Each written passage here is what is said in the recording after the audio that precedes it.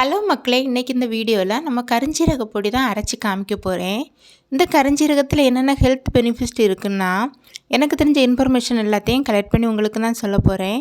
அதே போல் இந்த பொடி எப்படி அரைக்கணும், நம்ம எப்படி சாப்பிடணுங்கிறதே நான் சொல்ல போகிறேன். வீடியோவை ஸ்கிப் பண்ணாமல் பாருங்கள். இந்த பொடி அரைக்க 3 பொருள் தேவைப்படுது. கருஞ்சீரகம் 100 கிராம், வெந்தயம் 100 கிராம், ஓமம் 50 கிராம். கருஞ்சீரகம் கருப்பு எள்ளு போல் தான் இருக்கும். ஃபஸ்ட்டு கொஞ்சம் அளவு நம்ம பண்ணினா போதும். நம்ம உடம்புக்கு ஒத்திக்கிட்டால் அடுத்த டைம் செய்யும்போது இன்னும் கொஞ்சம் அதிகமான அளவுக்கு நம்ம பொடி பண்ணி வைக்கலாம். கருஞ்சீரகம் கொஞ்சம் ஹீட்டு, அந்த ஹீட்டை குறைக்க தான் நம்ம வெந்தயம் ஈக்குவல் அளவுக்கு சேர்க்கணும். ஓமம் அளவு கம்மியாக தான் நான் சேர்த்துருக்கேன், இல்லைனா வயிற்று உபாதைகள்லாம் அதிகம் வரும்னு சொல்லி கேள்விப்பட்டிருக்கேன். அதனால் ஃபஸ்ட்டு நம்ம கருஞ்சீரகத்தை வறுத்தெடுப்போம். எண்ணெய் எதுவும் இல்லாமல் நம்ம ட்ரை ரோஸ்ட் பண்ணி எடுத்தால் போதும். கருஞ்சீரகம் எப்படி வறுபட்டதுன்னு நமக்கு தெரியும்னா, ஜீரக ஸ்மெல் லைட்டாக வரும். அப்போது நம்ம இந்த கருஞ்சீரகத்தை எடுத்து மாற்றிடலாம். கருஞ்சீரகம் வறுபட்டுடுச்சு அப்படின்னு நம்ம நினச்சி அதை மாற்றிடலாம். அதை இன்னொரு பிளேட்டில் தான் நான் மாற்றி எடுக்கிறேன். பிளேட்டில் மாற்றி ஆற வச்சு எடுக்கணும். அப்புறமா நம்ம வெந்தயத்தை வறுக்கணும். வெந்தயம் பொன்னிறமாக ஆகிறது வரைக்கும் நம்ம வறுத்தெடுக்கணும். வெந்தயம் டக்குன்னு வறுபட்டுரும். வெந்தயம் எப்படின்னா பொரியிற சவுண்டு கேட்கும்போதே நமக்கு வெந்தயம் வறுபட்டுடுச்சு. அப்புறமா பொன்னிறமாக மாறும், அந்த கலர் கொஞ்சம் சேஞ்ச் ஆகும். அந்த டைமில் நம்ம வெந்தயம் வறுபட்டுடுச்சுன்னு நினைக்கலாம். கருஞ்சீரகம் கொஞ்சம் ஹீட்டாக இருக்கிறதுனால தான் நம்ம வெந்தயத்தையும் கருஞ்சீரகத்தையும் ஈக்குவல் அளவுக்கு சேர்த்து நம்ம வறுக்கிறோம். இப்போ ஓரளவுக்கு வெந்தயம் வறுபட்டுடுச்சு. கலர் சேஞ்ச் ஆகுது, உங்களுக்கு தெரியுதா? இந்த மாதிரி கலர் சேஞ்ச் ஆகும். சேஞ்ச் ஆகும்போது நம்ம வெந்தயத்தை எடுத்து இன்னொரு பிளேட்டில் மாற்றிடலாம். வெந்தயம் வறுபட்டுடுச்சு. எல்லாத்தையுமே நம்ம தனித்தனியாக தான் வறுத்தெடுக்கணும். ஏன்னா ஓமம் டக்குன்னு வறுபட்டுரும், கருஞ்சீரகம் கொஞ்சம் லேட் ஆகும், வெந்தயம் கொஞ்சம் மீடியம் சைஸில் டக்குன்னு இதாயிரும். அதனால் இப்போ வெந்தயம் வறுபட்டுடுச்சு. அதையும் ஒரு பாத்திரத்தில் நம்ம மாற்றிடலாம். அடுத்து நம்ம ஓமம் வறுக்க போகிறோம். ஓமம் வறுக்கும்போது அவ்வளோ வாசம் வரும்.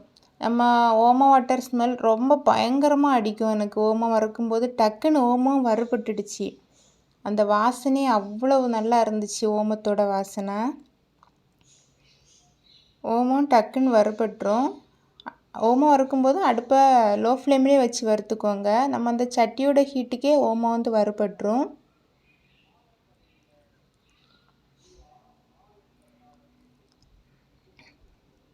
இப்போது ஓமம் வறுபட்டுடுச்சு. நம்ம ஓமத்தை இன்னொரு பிளேட்டில் மாற்றிடலாம். லைட்டாக கலர் சேஞ்ச் ஆனால் போதும், நம்ம ஓமத்தை இன்னொரு பிளேட்டில் மாற்றிடலாம். இப்போது எல்லா பொடியையும் நம்ம ஆற வச்சு அப்புறமா நம்ம பொடி பண்ணி எடுக்கலாம். டக்குன்னு நமக்கு அந்த சூடு குறைஞ்சி கிடைக்கும். நம்ம பொடி பண்ணும்போது எல்லாத்தையும் சேர்த்து பொடி பண்ணி எடுக்கலாம். ஒரு மிக்ஸி ஜாரில் கருஞ்சீரகம், வெந்தயம், ஓமம் எல்லாத்தையும் சேர்த்து பொடி பண்ணி எடுக்க போகிறேன்.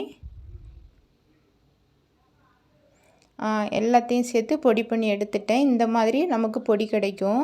இந்த பொடியில் நமக்கு எவ்வளோ ஹெல்த் பெனிஃபிட்ஸ் இருக்குதுன்னு நம்ம பார்க்கலாம். ஃபஸ்ட்டு என்னென்னா, நம்ம வெயிட் லாஸ் பண்ணணும்னு நினைக்கிறவங்க டெய்லி இதை எடுத்துக்கோங்க. தொப்பை முழுசாக நமக்கு கரைஞ்சி போயிடும். தொப்பையில் நமக்கு வயிற்றில் இருக்க கொழுப்புங்க எல்லாம் முழுசாக கரைஞ்சி போயிடும். செகண்ட் நம்ம வயிறை க்ளீன் பண்ணி தரும். மோஷன் எல்லாம் சரியாக போகாமல் இருக்கிறவங்களுக்கு இதை டெய்லி எடுத்துக்கிட்டால் மோஷன் எல்லாம் சரியாக போகும். அதுக்கப்புறமா ஸ்டார்டிங் ஸ்டேஜில் இருக்க கேன்சரையெல்லாம் இது சரி பண்ணி தரும் நமக்கு கருஞ்சீரகம். கொலஸ்ட்ரால் லெவலை நம்ம ரொம்ப குறைச்சி தரும். முக்கியமாக லிவரில் இருக்க கொலஸ்ட்ராலை சூப்பராக க்ளீன் பண்ணி தரும். அப்புறம் நம்மளோட ஹேர் லாஸ் ப்ராப்ளம் இருந்துச்சுன்னா அதை கண்ட்ரோல் பண்ணி தரும். இவ்வளோ மருத்துவ குணம் இந்த பொடியில் இருக்குது. நீங்கள் கண்டினியூஸாக யூஸ் பண்ணுங்கள். எப்படி சாப்பிடணுன்னா, காலையில் வெறும் வயிற்றில் 1 டீஸ்பூன் எடுத்துக்கோங்க. சின்ன ஸ்பூனில் 1 ஸ்பூன் எடுத்து வாயில் போட்டு தண்ணி குடிக்கலாம். இல்லைன்னா சுத்தமாக தேனில் 1 டீஸ்பூன் எடுத்து சின்ன உருண்டையாக பிடிச்சி வாயில் போட்டுட்டு அப்புறமா தண்ணி குடிச்சிக்கலாம். உங்களுக்கு எப்படி தோணுதோ அந்த மாதிரி குடிக்கலாம். இல்லைன்னா நைட்டு தூங்கும்போது 1 டீஸ்பூன் எடுத்து வாயில் போட்டும் தண்ணி குடிக்கலாம். எப்போ நமக்கு போதும்னு தோணுன்னா, நம்மளோட உள்ளங்கை நமைச்சல் எடுக்க ஆரம்பிக்கும். அப்போ நமக்கு இந்த பொடியை ஸ்டாப் பண்ணலாம். இந்த அற்புதமான பொடியை நீங்கள் யூஸ் பண்ணி பாருங்கள். இந்த வீடியோ உங்களுக்கு பிடிச்சிருந்தா மறக்காமல் லைக் பண்ணுங்கள். இந்த பொடி உங்களுக்கு யூஸ்ஃபுல்லாக இருந்துச்சுன்னா கமெண்ட் பண்ணுங்கள். அடுத்தவளுக்கும் ஷேர் பண்ணுங்கள். அப்படியே நம்மளோட சேனலை சப்ஸ்கிரைப் பண்ணுங்கள். தேங்க்யூ.